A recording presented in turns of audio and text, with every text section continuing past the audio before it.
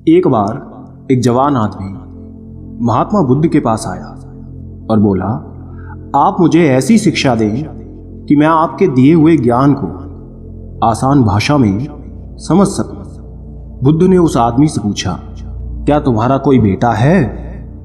आदमी ने कहा, हाँ, मेरा बेटा है। बुद्ध ने फिर पूछा, क्या तुम्हारे भाई का कोई बेटा है? आदमी ने कहा, हाँ, मेरे भाई का भी बेटा है। बुद्ध ने फिर पूछा, क्या तुम्हारे पड़ोसी का भी कोई बेटा है? आदमी ने कहा, हाँ, मेरे पड़ोसी का भी बेटा है। बुद्ध ने कहा, क्या कोई ऐसा इंसान है जिसे तुम खुद जानते हो? क्या उसका भी कोई बेटा है? आदमी ने कहा, हाँ, उसका भी बेटा है। फिर बुद्ध ने पूछा, अच्छा बताओ, अगर तुम्हारे बेटे की मृत्यु हो जाए तो तुम्हें कितना दुख होगा? आदमी ने कहा, बुद्धा, मैं आपको नहीं बता सकता कि मैं क्या करूंगा। मेरी तो दुनिया ही खत्म हो जाएगी। मैं खुद मर जाऊंगा उसके बिना। मैं अपना जीवन अपने बेटे के बिना सोच ही नहीं सकता। बुद्धा ने आगे पूछा, अगर तुम्हारे भाई के बेटे की मृत्यु हो जाए तो तुम्हें कितना दुख होगा? आदमी ने कहा, मुझे बहुत दुख होगा, लेकिन उतना नहीं जितना मेरे खुद के बेटे के मरने पर होगा। बुद्धा ने आगे फिर पूछा, अगर तुम्हारे पड़ोसी के बेटे की मृत्यु हो जाए तब तुम्हें कितना दुख होगा? आदमी ने कहा, मुझे तब भी दुख होगा, लेकिन मेरे भाई के बेटे की मृत्यु से कम होगा। भगवान बुद्ध ने फिर पूछा, अगर किसी अनजान व्यक्ति के बेटे की मृत्यु हो जाए जिसे तुम जानते तक नहीं थे, तब तुम्हें कितना दुख होगा? उस जवान आदमी ने कहा, तब मुझे बिल्कुल दुख शायद नहीं होगा, क्योंकि मैं तो उसे जानता तक नहीं। फिर बुद्ध ने पूछा, अब ये बताओ, हमारा दुख किस पर निर्भर करता है?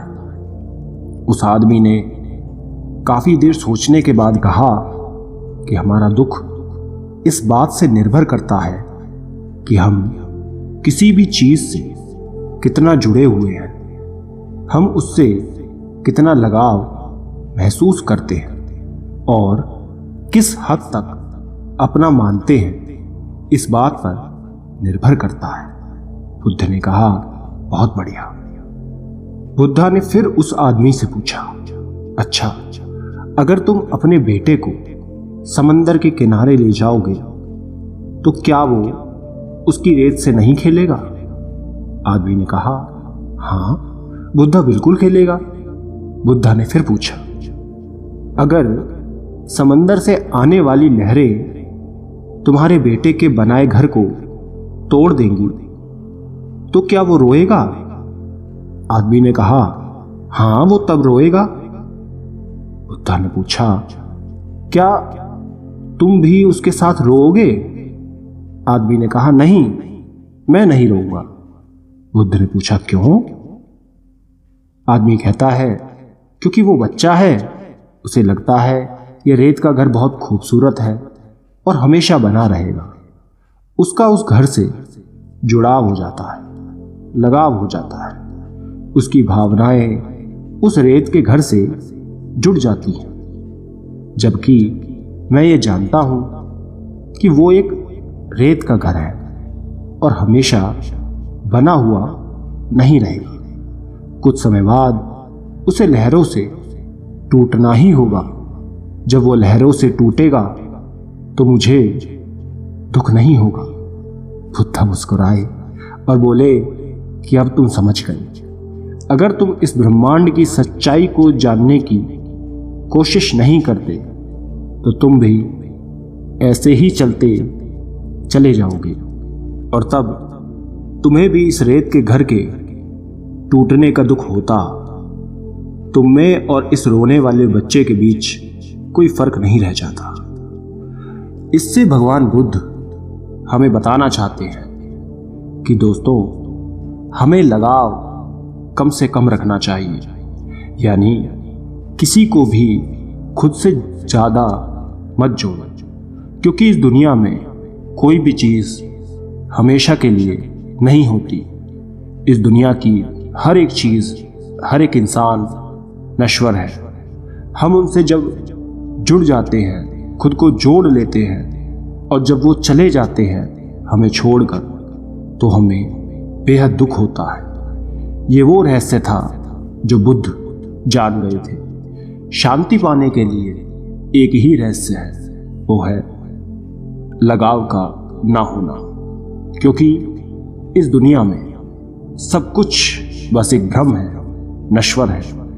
आप इस भ्रम से खुद के लिए क्या चुनते हैं, ये आप पर निर्भर करता है। जितना ज़्यादा आप ज्ञान को अर्जित करेंगे, उतना ज़्यादा आप बुद्धि विवेक से समझ पाएंगे और अपनी जिंदगी को जैसा आप देखेंगे वैसा वो बन जाएगी। ये कहानी है दो भिक्षुओं की, बौद्ध भिक्षु, जिसमें से एक बूढ़ा था और दूसरा युवा। दोनों शाम को गांव से भिक्षा मांगकर आश्रम लौट रहे थे। आश्रम से कुछ दूर पहाड़ से एक नदी बहती थी। वहीं पर एक जवान स्त्री खड़ी थी। उसे भी नदी पार करनी थी, लेकिन वो उसे पार करने में डर रही थी। वो उस नदी की गहराई से अनजान थी। तभी वहां से दोनों भिक्षु भी गुजर रहे थे। बूढ़ा भिक्षु आगे आगे चल रहा था। तभी उसकी नजर उस स्त्री पर पड़ी।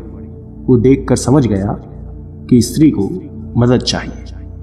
उसने सोचा कि वो जाकर उसे नदी पार करा दे, लेकिन जैसे ही स्त्री के हाथ को छुआ, उसके अंदर वर्षों की बसी वासना जाग गई थी। स्त्री को छूते ही उसका कण कण कांपने लगा। उसने 30 साल से किसी स्त्री को छुआ तक नहीं था। उस स्त्री को छूने के नाम से ही उसके मन में कई तरह के ख्याल और वासना आ रही थी। तभी उसने सोचा कि छी छी, ये कैसी गंदी बात सोच ली। मेरी इतनी सालों की साधना भंग हो जाएगी। मुझे क्या मतलब, कोई नदी पार करे या ना करे, मैं अपनी 30 वर्षों की साधना इस लड़की पर लगा दूं? बिल्कुल नहीं। ये सोच उसने आंखें बंद कर ली। लेकिन वो जवान स्त्री तो उसे आंखें बंद करने पर भी दिखाई दे रही थी, क्योंकि भिक्षु की सोई हुई वासना जाग गई थी। वो उसकी तरफ आकर्षित हो चुका था। आंख बंद करते हुए भी वो उस नदी में उतर गया। आपको पता ही है, जिस चीज से आंख बंद कर ली जाए तो वो और हमें दिखने लगती है। उसी तरह उस भिक्षु के साथ भी हुआ। उसे वही स्त्री अप्सरा की भांति दिखने लगी, क्योंकि उसने आंखें बंद कर ली थी। उसे उस स्त्री का ही सपना दिख रहा था। उस स्त्री की ओर वो आकर्षित हो रहा था। उसका एक मन कहता कि यह तो गलत बात है, कि किसी जरूरतमंद की सहायता करनी चाहिए।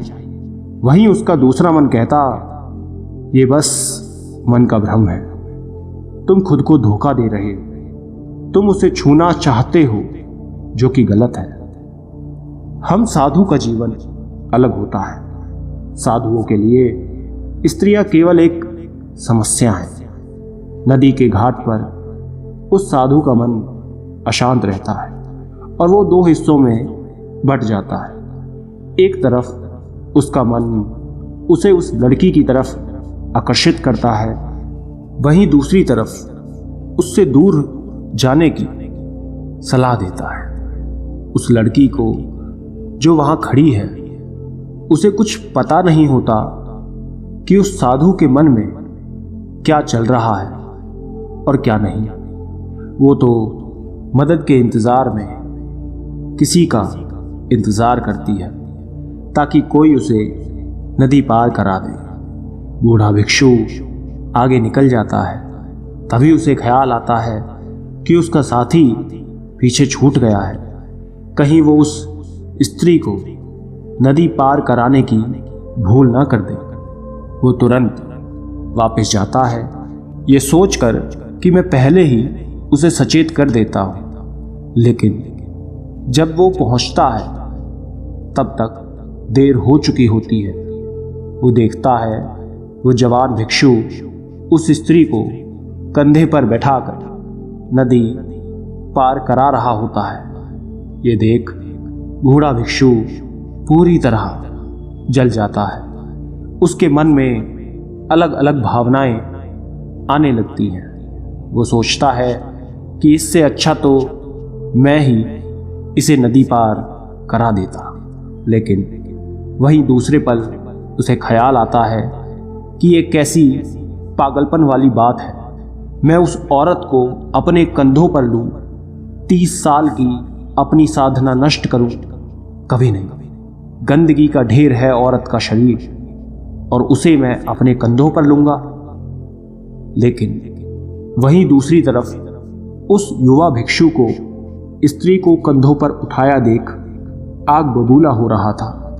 वो मन ही मन सोचता है, आज आश्रम जाते ही मैं गुरुजी से कहूंगा कि इसने एक स्त्री को कंधे पर उठाया है, ये अपवित्र हो गया है, ये युवा सन्यासी पूरी तरह भ्रष्ट हो गया है, इसे आश्रम से बाहर निकालो। तभी वो युवा भिक्षु उस स्त्री को नदी के दूसरे छोर पर उतार देता है और दोनों भिक्षु वापस जाने लगते हैं।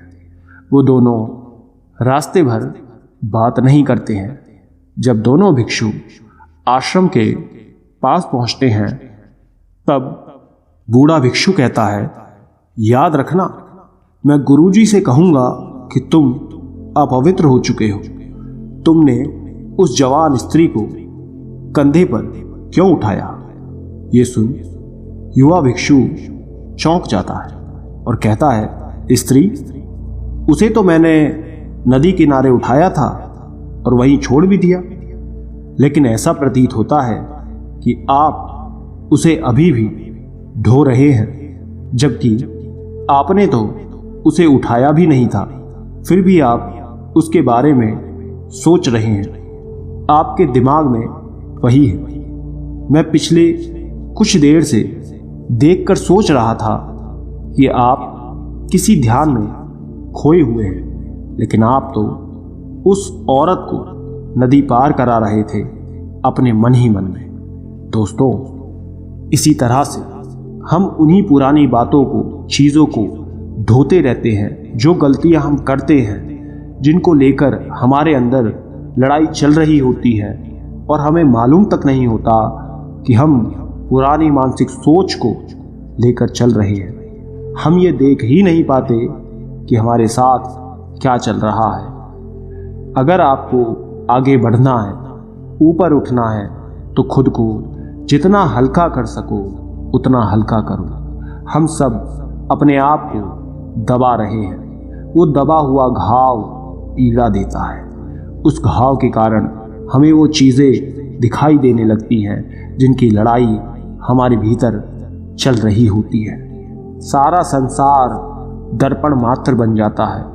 ये दमन की लंबी धारा, ये दबाव हमारे व्यक्तित्व को तहस नहस कर देता है। इसने जीवन के सारे सूत्रों को जहर से भर दिया है, जो हमें बर्बाद कर देते हैं। इसलिए हम आपसे कहना चाहते हैं कि खुद को हमेशा दबाव से बचाएं, हल्का बनाएं, खुद को ऊपर उठाएं, क्योंकि दमन से भरा हुआ इंसान खुद को कभी जान नहीं पाता। वो रुक जाता है, थक जाता है, बैठ जाता है, आपको आगे बढ़ने नहीं देता, वहीं रोकता है। इसलिए खुद की भावनाओं और विचारों को दबाने से बचना चाहिए, क्योंकि इनके दबने तक एक समय आने पर बवंडर बन जाता है। सवाल ज़्यादा देर खुद के मन में रहे तो बवाल बन जाते हैं।